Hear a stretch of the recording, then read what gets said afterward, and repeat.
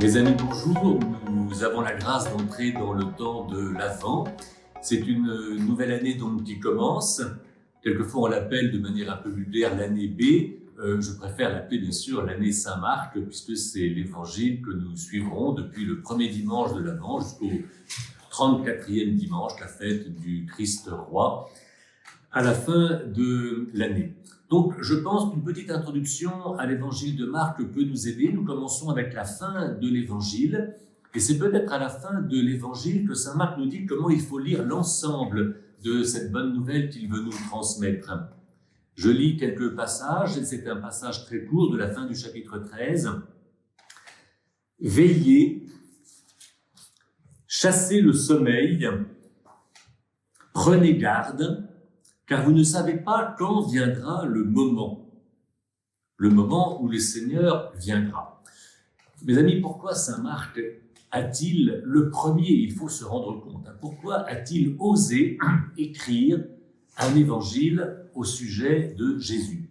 C'est-à-dire de montrer comment Jésus venait inaugurer un événement qui allait changer l'histoire du monde, la manière de vivre notre histoire. Et qu'est-ce que Marc a compris de la vie de Jésus? C'est qu'en Jésus, c'était d'abord Dieu qui se rapprochait le plus possible de nous. Dieu est amour. Dieu aime ce qu'il crée, aussi bien le cosmos que les personnes, que les situations. Dieu se révèle comme celui qui donne de manière absolue la vie, la paix, le droit. Il nous indique un chemin magnifique, mais on ne se rend pas compte de la richesse de ce qu'il nous apporte. Principalement, en Jésus, c'est Dieu qui vient à nous.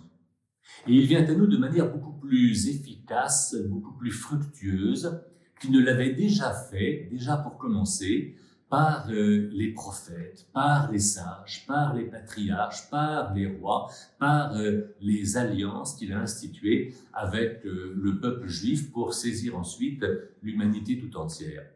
Quel est le problème auquel s'affronte saint Marc et qui fait qu'il nous dit « Faites attention, veillez, ne vous endormez pas, écoutez bien ce qui se passe ». Quel est le problème? Dieu vient à nous et nous ne l'accueillons pas.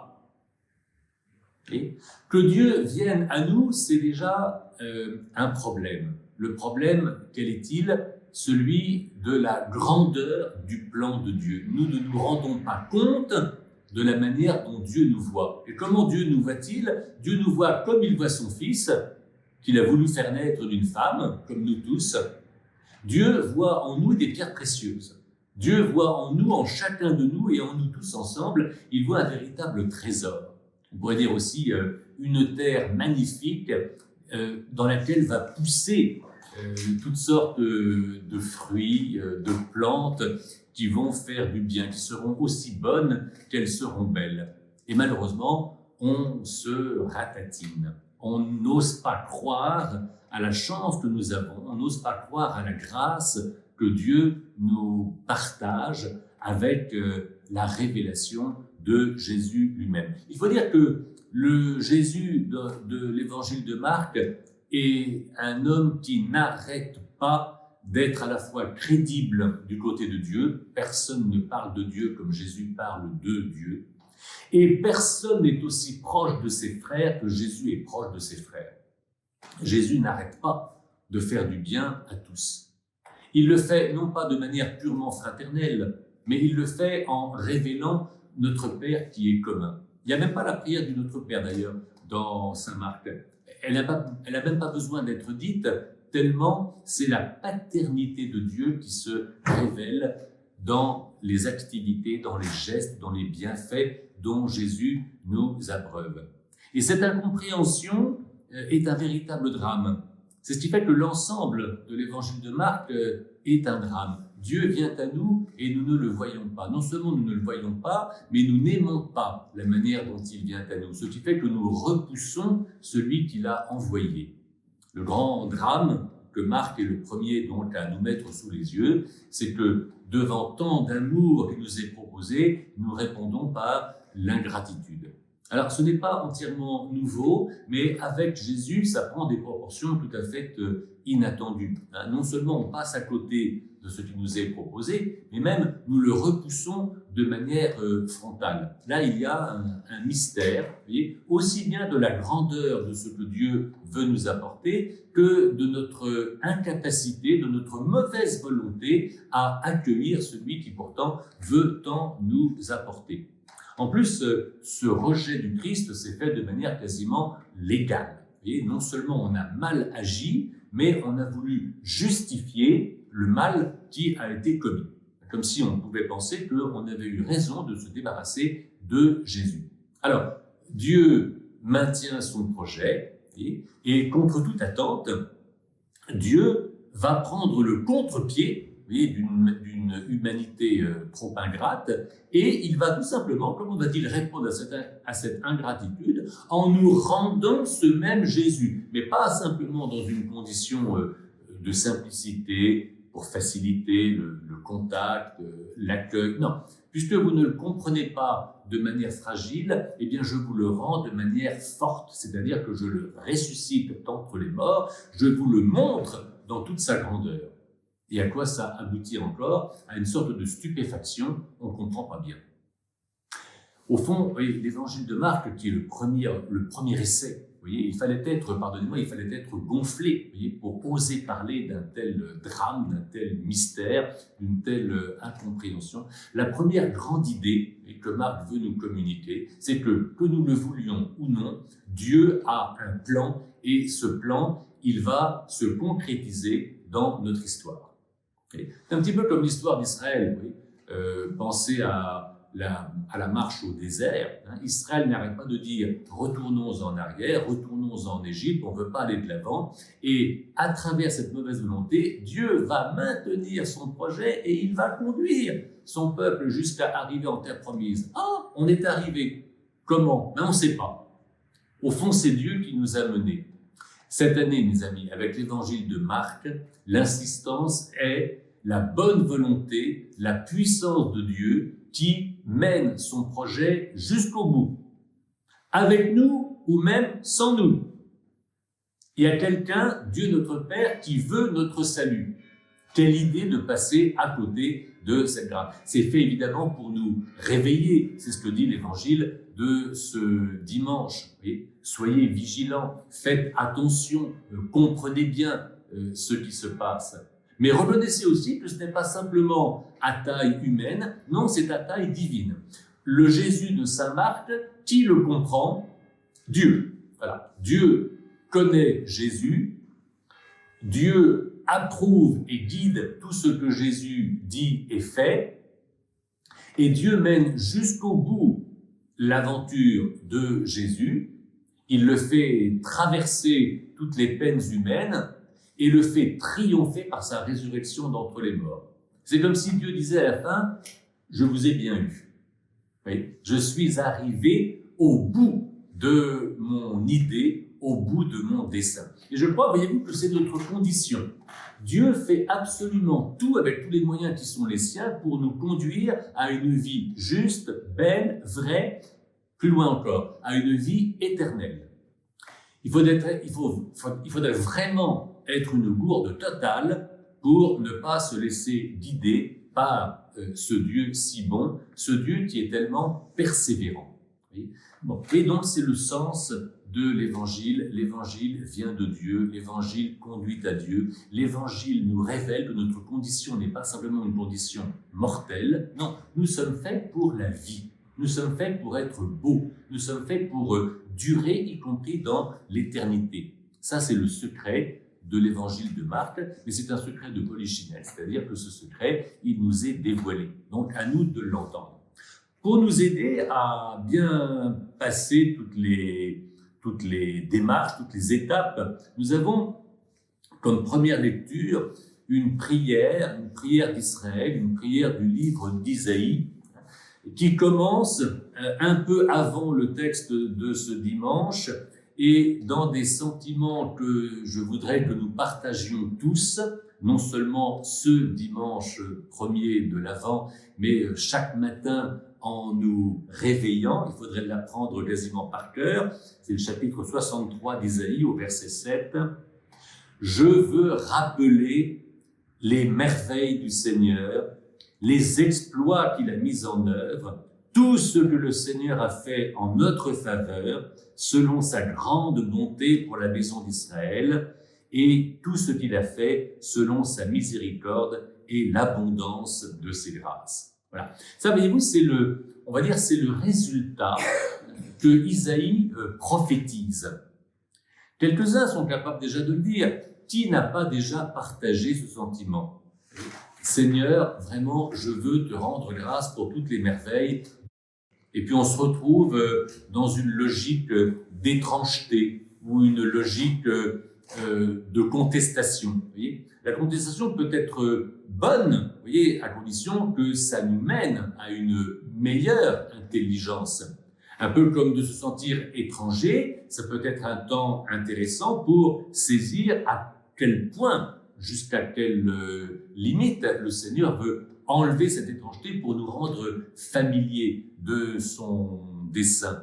Et alors, qu'est-ce qu'apprend Israël en rappelant les merveilles du Seigneur? Et c'est le premier mot du passage que nous lisons dans ce premier dimanche, dans la première lecture. Ça y est, Seigneur, toi, tu es notre Père.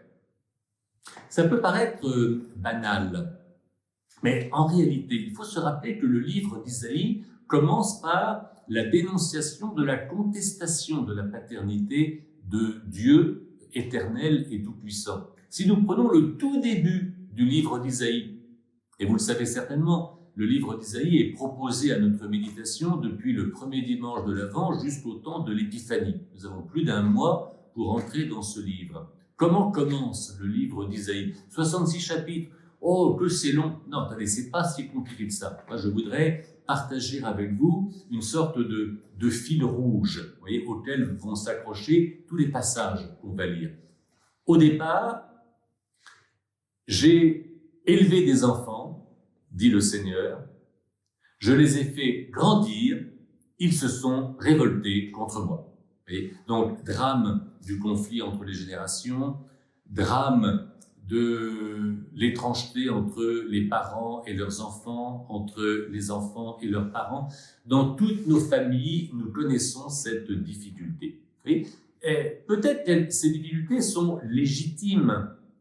C'est pas facile pour un enfant de grandir, de nourrisson, l'enfant, l'adolescent, l'âge adulte, la vie professionnelle, affective, fonder une famille. C'est une aventure. Il y a forcément des difficultés qu'il faut franchir, qu'il faut affronter. Pour des parents, se mettre à la place des autres générations qui sont plus jeunes et qui doivent refaire ce que eux-mêmes ont parcouru comme chemin, c'est souvent plein d'embûches et d'incompréhension. Il faut que nous prenions tout cela très au sérieux. Et Dieu va se servir de cette expérience fondamentale et que tout le monde partage peu ou prou. Peut-être faut-il demander la grâce de s'entraider pour partager un petit peu à la fois ses difficultés et ses victoires aussi. Dieu va prendre cet exemple d'une famille en train de se construire pour dire comment il s'y prend avec notre famille humaine.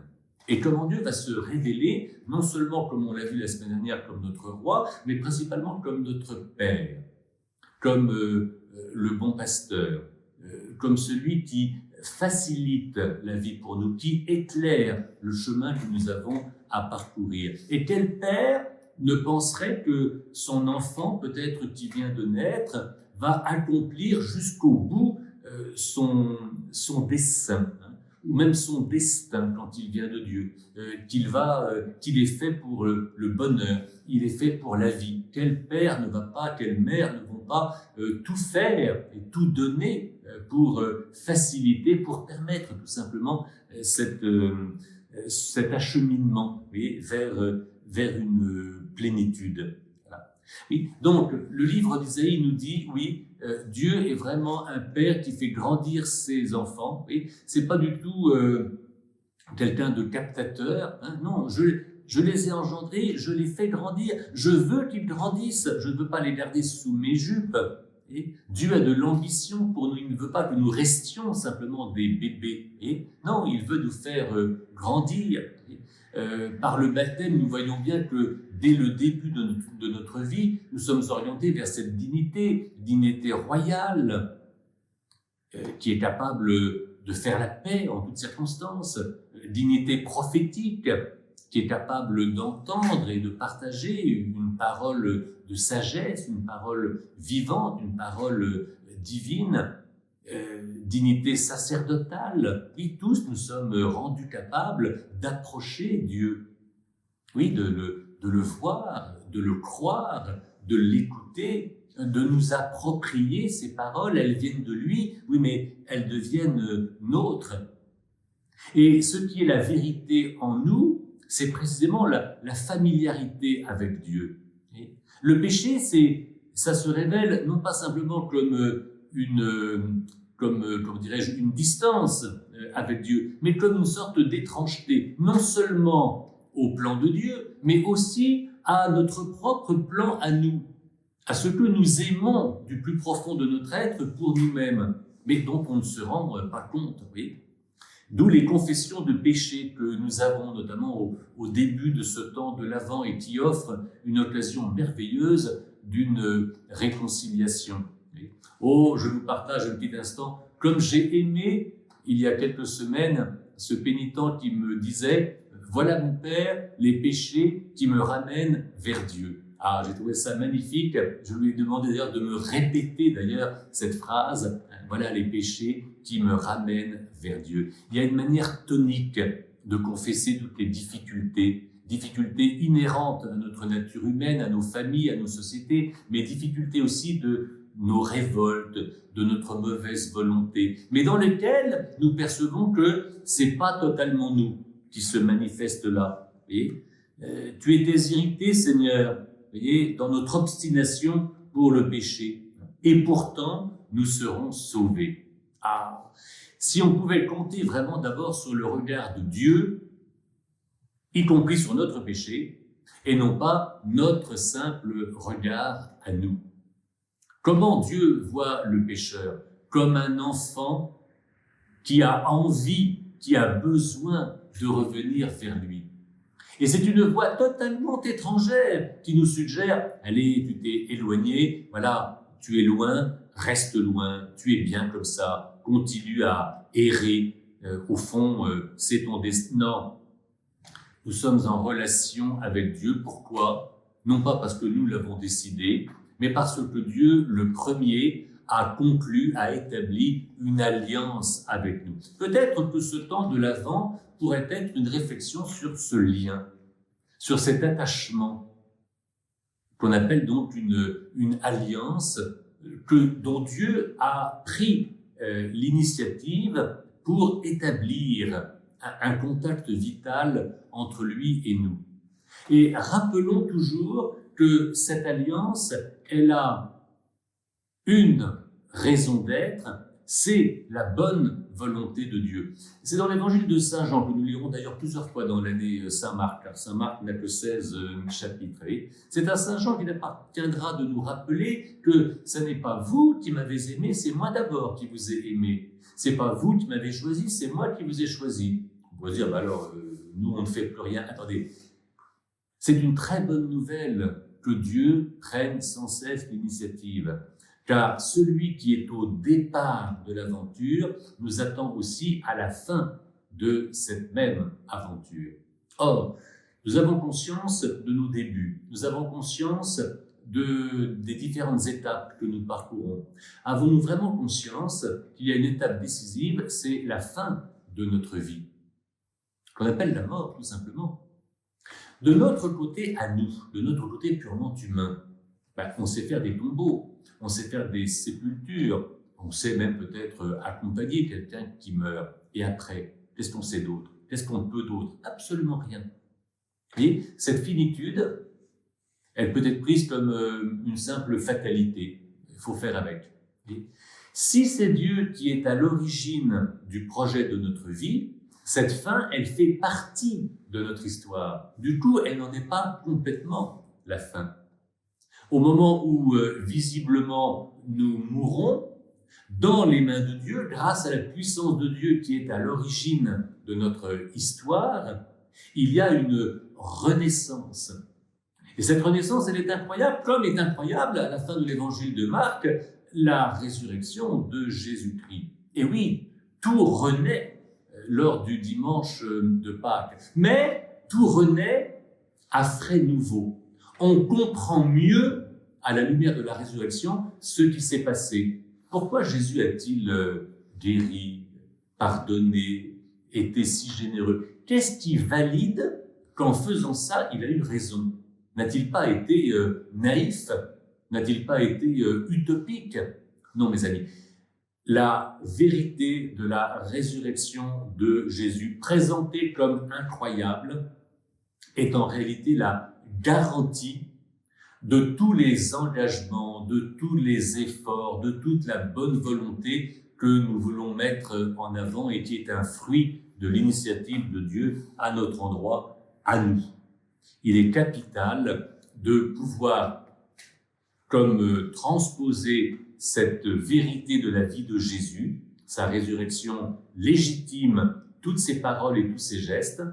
Je dirais que notre condition de finitude, y compris notre mort, légitime, peut légitimer elle aussi, si nous suivons ce que Dieu nous dit dans les prophètes et dans le Christ, toutes les incertitudes, tous les aléas, toutes les difficultés, toutes les épreuves, toutes les blessures même que nous pouvons subir dans le combat de notre existence, parce que précisément, elles sont toutes dans leur finitude et dans leur faiblesse, on va dire, le signe que nous n'étions pas seuls et que Dieu était sans cesse venu à notre secours. Mais on ne l'avait pas vu, d'où toujours dans cette première lecture, « Ah, si tu déchirais les cieux, si nous pouvions te voir ». Mais il y a deux sortes de visions que Dieu veut que nous vivions. Il y aura une vision parfaite. Tenons bien ça aussi. Rien n'est caché qui ne sera dévoilé. Un jour, on verra tout. Et nous souffrons de ne pas voir. Mais un jour, tout sera vu. Ah, mais on m'a pas compris, on m'a pas écouté, j'ai pas su. Un jour, on saura tout ça.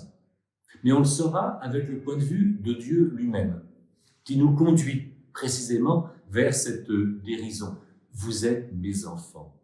Vous me ressemblez.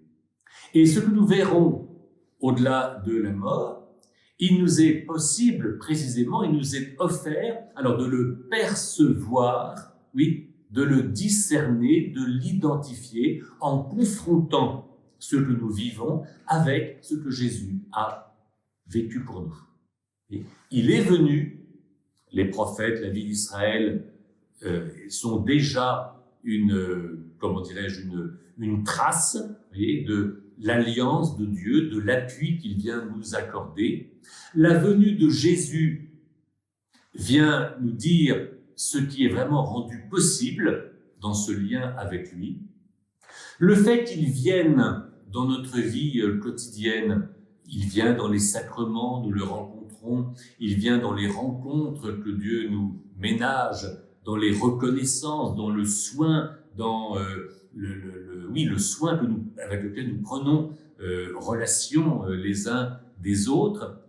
Il viendra dans la gloire en nous montrant tout. Cette obstination, pourrait-on dire, de Dieu à venir à notre rencontre est un formidable stimulant pour renouveler notre analyse, notre discernement de ce que nous faisons, de ce que nous valons, de ce que nous voulons, de vers quoi nous nous engageons. Et Dieu est comme le garant de cette abondance d'espérance, de foi et d'amour dont nous goûtons des petits moments dans la vie ordinaire qui est appelée à se déployer en une vie extraordinaire. Rappelons-nous que nous marchons vers l'évangile de Noël, la Vierge Marie, à qui nous nous confions, Saint Joseph, qui est un protecteur puissant de l'Église, des familles et de toutes les âmes, les bergers vont être rendus capables, et c'est notre projet, non seulement de voir le plan de Dieu, mais de raconter comment il se déroule. À nous de prendre au sérieux ce temps de l'Avent pour nous rendre familiers de ce que Dieu nous révèle et de la compétence qu'il va créer en nous pour le partager dans notre quartier. Bienvenue dans le temps de l'Avent. Bonne préparation à cette belle fête de Noël. Amen.